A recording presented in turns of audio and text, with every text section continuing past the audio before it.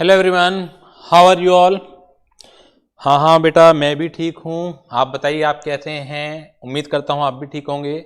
तो चलिए आज से हम अपनी पार्टनरशिप एक्ट की, इंडियन पार्टनरशिप एक्ट की सेकेंड यूनिट हम लोग स्टार्ट कर रहे हैं और जिसका नाम है type of partnership and partner. तो नाम से ही पता लग रहा होगा इसके अंदर हमें दो मुद्दों पर चर्चा करनी है। कितने तरह की पार्टनरशिप होती है और पार्टनर कितने तरह के होते हैं। पहले हम बात करेंगे कि कितने तरह की पार्टनरशिप होती है, यानी कि काइंड्स ऑफ पार्टनरशिप की बात करेंगे, हम टाइप्स ऑफ पार्टनरशिप की बात करेंगे बच्चों। तो मैं आपको बता दूं केवल दो ही तरह की पार्टनरशिप होती हैं। एक होती है partnership at will and another is particular partnership. तो दो तरह की पार्टनरशिप है, कौन कौन सी? पार्टनरशिप एट विल एंड पर्टिकुलर पार्टनरशिप। अब बात करते हैं कि पार्टनरशिप एट विल क्या है और पर्टिकुलर पार्टनरशिप क्या है। ये टॉपिक काफी आता है लिखने के लिए। Right A short note on partnership at will, right A short note on A particular partnership. तो दो ही विषय पर हमें चर्चा करनी है इसके अंदर। एक तो इसका मीनिंग बताना है, आपको डिफाइन करना है कि पार्टनरशिप एट विल क्या है और पर्टिकुलर पार्टनरशिप क्या है। और दूसरी चीज हमें ये डिस्कस करनी है कि अगर पार्टनरशिप एट विल डिसॉल्व होगी तो उसका क्या तरीका है और पर्टिकुलर पार्टनरशिप अगर डिसॉल्व होगी तो उसका क्या तरीका है। क्लियर हो गई बात। ये पहले बात करते हैं हम डेफिनेशन की। पार्टनरशिप एट विल क्या है? Partnership at will is a partnership in which no provision for duration is prescribed, यानी कि कितने लंबे समय ये पार्टनरशिप चलने वाली है बच्चों। ये अगर हम पार्टनरशिप डीड के अंदर नहीं बताते हैं तो इसे कहा जाता है पार्टनरशिप एट विल। अब बात आती है कि पार्टनरशिप एट विल अगर डिसॉल्व होगी, यानी कि उसका विघटन अगर हमें कराना होगा तो कैसे कराया जाएगा। तो partnership at will may be dissolved at any time by giving a notice in writing to all other partner, यानी कि पार्टनरशिप एट विल को कभी भी डिसॉल्व कराया जा सकता है बाकी पार्टनर्स को एक राइटिंग में नोटिस देकर। इट के लिए ध्यान रखिएगा, खाली नोटिस से काम नहीं चलने वाला है, आपको नोटिस इन राइटिंग देना पड़ेगा। ये सीए में आप पढ़ने जा रहे हैं, कोई 11th 12th या ग्रेजुएशन नहीं है, पर आपने नोटिस पढ़ लिया। नोटिस तो ओरल भी होता है लेकिन नोटिस से काम नहीं चलेगा, नोटिस इन राइटिंग से काम चलेगा। क्लियर हो गई बात ये। अब यहां से पढ़ लेते हैं एक एक करके। When there is no provision in partnership agreement, यानी कि अगर पार्टनरशिप एग्रीमेंट में कोई प्रोविजन नहीं होता, किस चीज का प्रोविजन नहीं होता? For duration of partnership the partnership is called partnership at will. तो ऐसी पार्टनरशिप क्या कहलाई जाती है? पार्टनरशिप एट विल कहलाई जाती है। अब ये डिसॉल्व कैसे होगी? ए partnership at will may be dissolved, partnership at will may be dissolved by any partner by giving a notice in writing to all other partner of an intention to dissolve the firm। ये partnership at will जो dissolve होगी किसी भी partner के द्वारा, वो notice in writing, यानी कि लिखित में नोटिस। ध्यान दीजिएगा, खाली नोटिस से काम नहीं चलेगा, नोटिस इन राइटिंग चाहिए। इन राइटिंग बहुत इंपॉर्टेंट है। To all other partner of an intention to dissolve the firm, यानी कि अपनी इच्छा को बताना पड़ेगा बाकी पार्टनर को। कोई भी एक पार्टनर बता दे, सबकी सहमति की जरूरत इसके अंदर हमें नहीं पड़ती है। अब बात आती है पर्टिकुलर पार्टनरशिप की। तो पर्टिकुलर पार्टनरशिप जैसे नाम से पता लग रहा है, in which a particular period is prescribed और a particular venture is prescribed. Say आपने XYZ 3 लोग हैं, तीनों लोगों ने आपस में एक एग्रीमेंट करा, हम 10 साल तक पार्टनर हैं, तो एक पर्टिकुलर पीरियड आपका प्रेस्क्राइब हो गया तो इसे पर्टिकुलर पार्टनरशिप कहा जाएगा। या XYZ 3 पार्टनर हैं, उन्होंने एक कॉन्ट्रैक्ट हाथ में लिया, ये कहा कि इस कॉन्ट्रैक्ट को जब भी कंप्लीट हो जाएगा, जब तक हम पार्टनर हैं, तो वो 2 साल भी लग सकते हैं, 3 साल भी लग सकते हैं, पीरियड प्रेस्क्राइब ना होके वेंचर प्रेस्क्राइब हो गया, तो इससे भी हम पर्टिकुलर पार्टनरशिप कहते हैं। अब बात ये आती है पर्टिकुलर पार्टनरशिप जो है डिसॉल्व होगी तो कैसे होगी। तो पर्टिकुलर पार्टनरशिप को डिसॉल्व करने का जो तरीका है, कोई भी नोटिस दे लेकिन with the consent of all other partner, यानी कि इसमें यूनैनिमस कंसेंट जरूरी है। अगर 20 पार्टनर हैं, 19 तैयार हैं डिसॉल्व करने के लिए, एक तैयार नहीं है, तो वो डिसॉल्व नहीं होगी। ये मैं तब बता रहा हूं अगर आपको डिसॉल्व कराना है बिफोर एक्सपायरी ऑफ पीरियड। अगर आफ्टर एक्सपायरी है, 10 साल के लिए आपने पार्टनरशिप बनाई थी, 10 साल खत्म हो गए हैं आपके, तो ऑटोमेटिकली डीरोल हो जाती है। लेकिन before expiry, before completion of venture, if you want to deroll the firm तो you can do it, but with the consent of all other partner. आपको बाकी सारे पार्टनर की सहमति लेनी इसके अंदर कंपलसरी होगी। एक चीज और है, अगर आप even after the expiry of period you may want to continue the firm, तो particular partnership is converted into partnership at will. तो यहां पर ये भी प्रोविजन है, तो एक एक करके पढ़ लेते हैं। Particular partnership, when A partnership is form for a specific venture, अगर एक पार्टनरशिप फॉर्म की जाती है एक स्पेसिफिक वेंचर के लिए, और फॉर ए पर्टिकुलर पीरियड, या एक पर्टिकुलर पीरियड के लिए, the partnership is called a particular partnership. तो पार्टनरशिप क्या कहलाई जाती है? पर्टिकुलर पार्टनरशिप कहलाई जाती है। Such partnership comes to an end on the completion of the venture और on the expiry of the period. ये पार्टनरशिप खत्म मान ली जाती है on the completion of the venture, यानी जब वेंचर खत्म हो जाए या आपका एक प्रेस्क्राइब पीरियड फिनिश हो जाए। If such partnership is continued after the expiry of the term और completion of the venture, it is deemed to be a partnership at will. अगर ये पार्टनरशिप कंटिन्यू रहती है after the expiry of the term या venture खत्म हो गया, तो ये उसके बाद भी अगर कंटिन्यू रहती है तो ये पार्टनरशिप एट विल में कन्वर्ट हो जाती है। अब बात आती है डिसॉल्व होगी कैसे। A partner particular partnership may be dissolve before the expiry of the term और completion of the venture only by the mutual consent of all other partner. तो पर्टिकुलर पार्टनरशिप बिफोर एक्सपायरी भी dissolve हो सकती है, लेकिन with the consent of all other partner. After the completion automatically ये dissolve हो जाती है, लेकिन अगर बिफोर कंप्लीशन आपको करना है तो with the consent of all other partner. अगर 20 पार्टनर है तो 20 के 20 की सहमति हमें चाहिए। अगर एक ने भी मना कर दिया तो you can not dissolve a particular partnership before expiry of the term या before completion of the venture. तो क्लियर है बेटा? जल्दी से बताइएगा, how many there are partnership in a partnership act. तो दो तरह की पार्टनरशिप होती है। There are two types of partnership, one is partnership at will and another is particular partnership. तो दोनों को मैंने एक्सप्लेन आपको कर दिया। अब बात आती है टाइप्स ऑफ पार्टनर के ऊपर कि पार्टनर कितने तरह के हैं। पार्टनर बहुत सारे तरह के होते हैं। नॉमिनल पार्टनर होता है जी, सब पार्टनर होता है, पार्टनर प्रॉफिट ओनली होता है, स्लीपिंग पार्टनर होता है। इन को तो मैं एक अलग चार्ट की मदद से आपको डिस्कस करूंगा।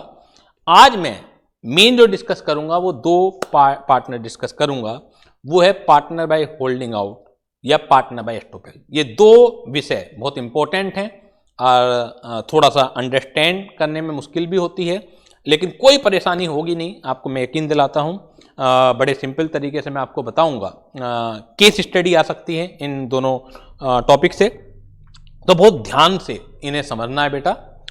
पार्टनर बाय एस्टोपेल, ये जो एस्टोपेल का प्रिंसिपल है ये बहुत ध्यान से समझना है, क्योंकि हमारे लॉजिक के हिसाब से जो हम लोग सोचते हैं वो कुछ और निकल के आएगा, लेकिन जो लॉ मेकर का कॉन्सेप्ट है, और ये खाली यहीं एस्टोपेल का जो प्रिंसिपल है खाली यहीं इफेक्ट नहीं डालेगा, कई जगह इफेक्ट डालता है, ये ध्यान रखिएगा।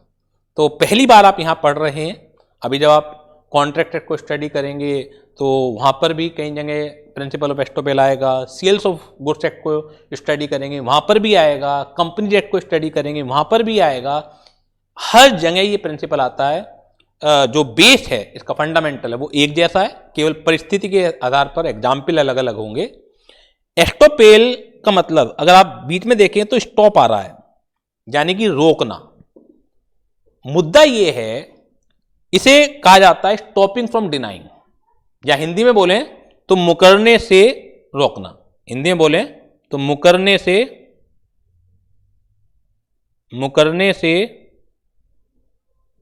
रोकना। अभी एग्जाम्पल की मदद से मैं आपको क्लियर करूंगा। या stopping from denying, stopping from denying,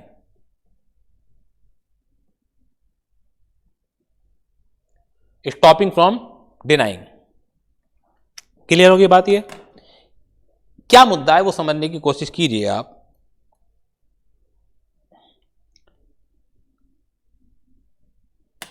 एक फर्म है XYZ are partner in a firm. XYZ जो है पार्टनर है। एक ए व्यक्ति है, कोई थर्ड पर्सन, वो ये कहता है कि मैं XYZ में पार्टनर हूं, प्रिटेंड करता है, दिखावा करता है, झूठ बोलता है। इस झूठ पर विश्वास करके बी जो है give credit to the firm. अब बात यह आती है कि बी किस किस से रिकवर कर सकता है। तो फर्म में पार्टनर XYZ तो ही है, ए एक्चुअल में पार्टनर नहीं है, लेकिन ये पार्टनर माना जाएगा। इसे कहा जाता है प्रिंसिपल ऑफ एस्टोपेल। यानी कि प्रिंसिपल ऑफ एस्टोपेल ये कहता है कि अगर आप झूठ बोलते हैं बाय वर्ड स्पोकन और रिटन या बाय कंडक्ट, यानी कि आप अपने आप को पार्टनर के रूप में दिखलाते हैं, और दूसरा आदमी उस बात पर विश्वास करके फर्म को उधार दे देता है, तो आप बाद में मुकर नहीं सकते सिंपली सेइंग कि एक्चुअली मैं I am not a partner. खाली ये कहते हुए आप मुकर नहीं पाएंगे, कोर्ट आपको पार्टनर ही मानेगी। आइए ध्यान रखिएगा, जो प्रिंसिपल ऑफ एस्टोपेल है वो सिर्फ और सिर्फ निगेटिव के लिए लगता है। प्रिंसिपल ऑफ एस्टोपेल जो होता है वो सिर्फ निगेटिव में लगता है, यानी कि आप लायबिलिटी चुकाने के लिए जिम्मेदार होंगे। आप कहने लगे हैं कि जी मुझे प्रॉफिट भी मिल जाए, तो प्रॉफिट के लिए आप जिम्मेदार, प्रॉफिट के लिए आप एंटाइटल्ड नहीं होंगे। आप सिर्फ और सिर्फ किसके लिए लायबिल होंगे? लायबिलिटी के लिए। It clear? इतना ही नहीं है, अगर आप बोलते हैं तो वो तो गुनाह है ही। अगर कोई और बोलता है आपके बारे में कि आप फला फला फर्म में पार्टनर हैं, लेकिन आप चुप रहते हैं, ठीक है ना, आप उसे रोकने की कोशिश नहीं करते हैं, तो भी कॉन्सेप्ट यही है। उसे कहा जाता है टैसिट रिप्रेजेंटेशन, यानी कि कोई और बोल रहा है और आपने उस झूठ को रोकने की कोशिश नहीं की। तो पढ़िए मेरे साथ, एग्जाम्पल देखते हैं, काफी इंपॉर्टेंट कॉन्सेप्ट है। A person is held liable as a partner by estoppel और holding out if the following two conditions are fulfilled. एक पर्सन लायबल माना जाता है as a partner by estoppel और होल्डिंग आउट अगर ये दो कंडीशन फुलफिल्ड होती हैं। पहली कंडीशन है he must have represented himself to be partner, यानी कि वो अपने एक्शन से अपने आप को पार्टनर दिखलाता है, बाय वर्ड स्पोकन और रिटन और by his conduct, this is called active representation, यानी कि बोलकर या लिखकर या अपने व्यवहार से आप अपने आप को पार्टनर के रूप में दिखलाते हैं। और ही must have knowingly permitted himself, यानी कि वो खुद नहीं दिखलाता है, किसी और को अलाउ करता है कि आप मुझे पार्टनर बताओ, चाहे जानबूझ के चाहे बिना जाने पूछे भी।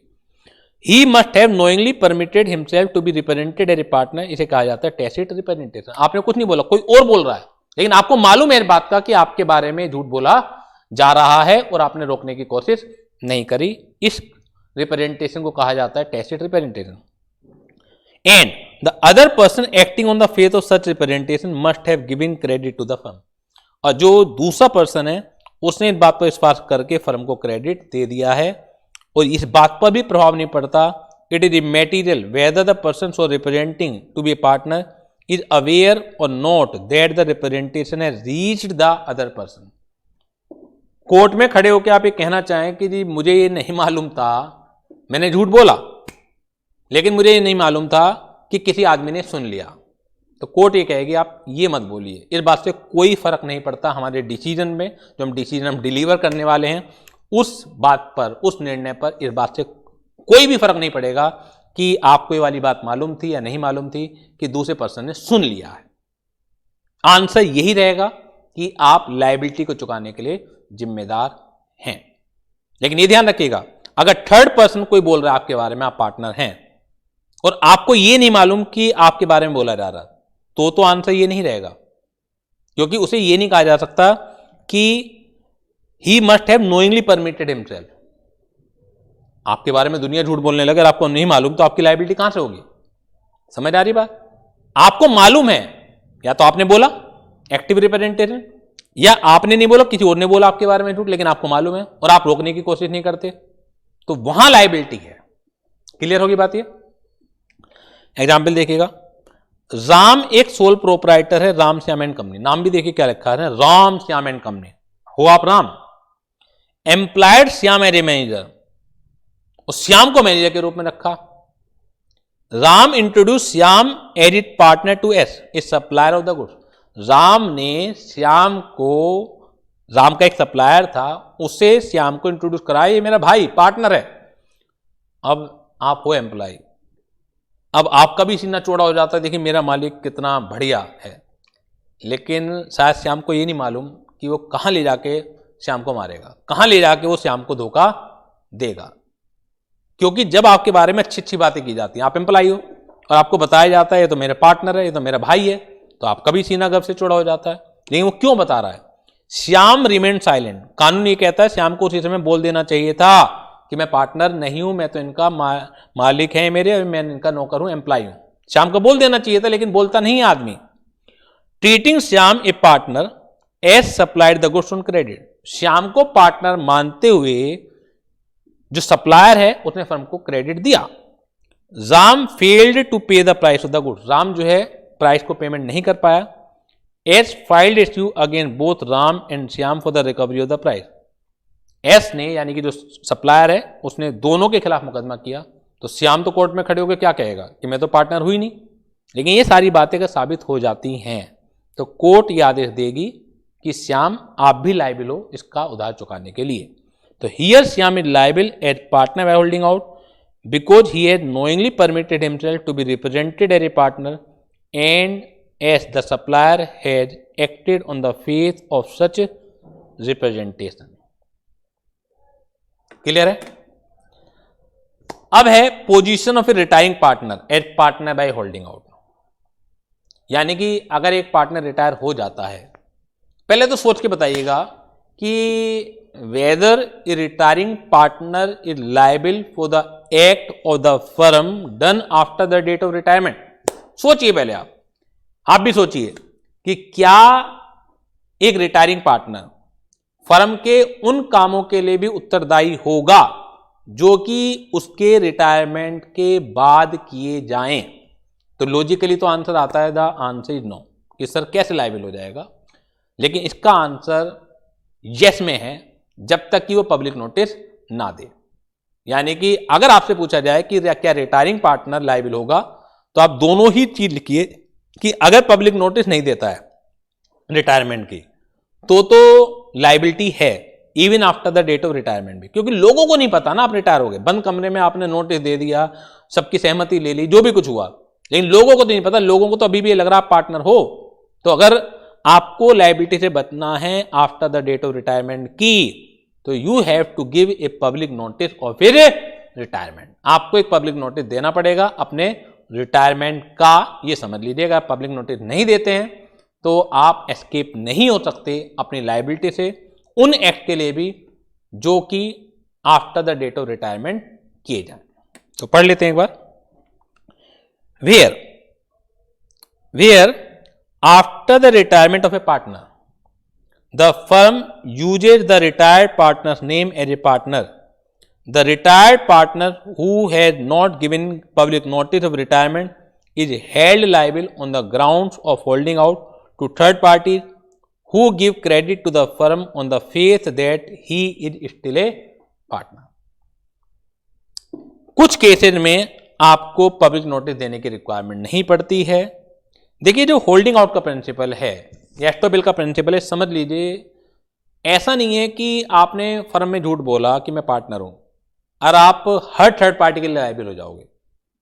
ये समझ लीजिए, आप लिखी भी नहीं होती हैं बातें, लेकिन मैं प्रैक्टिकली समझा रहा हूं आपको, क्योंकि आगे का लॉजिक उसी प्रैक्टिकल एस्पेक्ट से निकल के आता है कि आप केवल उन लोगों के लिए जिम्मेदार होंगे जो आपको अच्छी तरह से जानते होंगे। ऐसा नहीं है कि कोई भी क्रेडिट दे रहा है, आपने झूठ बोला कि मैं एक्स वाई फर्म में पार्टनर हूं, तो आप हर लायबिलिटी के लिए जिम्मेदार हो। आप केवल उन लोगों के लिए जिम्मेदार होंगे जो आपको अच्छी तरह से जानते होंगे। ये डिसाइड करना पड़ेगा, कोर्ट में साबित करना पड़ेगा। अब क्या है, यही चीज रिटायरमेंट के बाद भी है। आप रिटायर हो गए लेकिन आपने नहीं बताया, तो आप फर्म लिखा हुआ रहता है कि फर्म की लायबिलिटी के लिए जिम्मेदार हो, लेकिन इस चीज में एक साइलेंट चीज है जो केस स्टडी में काम आ सकती है कि आप केवल उन्हीं लायबिलिटी के लिए जिम्मेदार हो जो आपको जानते होंगे। जब तक कुछ नहीं लिखा तो हम मान लेंगे कि जो क्वेश्चन में आ रहा है वो जानकारी के लिए ही आ रहा है। अब कुछ केसेस में आपको रिटायरमेंट की नोटिस देने की जरूरत नहीं पड़ती। वो क्यों? एक तो डेथ के केस में और एक इंसॉल्वेंसी केस में, क्योंकि ये जो रिटायरमेंट के बाद की लायबिलिटी है, चैस्टोबेल की लायबिलिटी है, ये केवल अच्छी जान पहचान में ही लगती है। तो क्या वो अच्छी जान पहचान वाले आपकी डेथ का नहीं पता उन्हें, या आपके इंसॉल्वेंट का नहीं पता? इंसॉल्वेंसी का तो ढिंडोरा पीट जाता है, पूरा शहर पूरा कस्बा जान जाता है कि कौन आदमी इंसॉल्वेंट हो गया। तो इन दो केसेस में एक केस और है, वो है स्लीपिंग पार्टनर, क्योंकि स्लीपिंग पार्टनर को कोई जानता ही नहीं है, तो स्लीपिंग पार्टनर को पब्लिक नोटिस देने की रिक्वायरमेंट भी नहीं होती है। तो तीनों का लॉजिक मैंने बता दिया। In case of sleeping partner, in case of sleeping partner,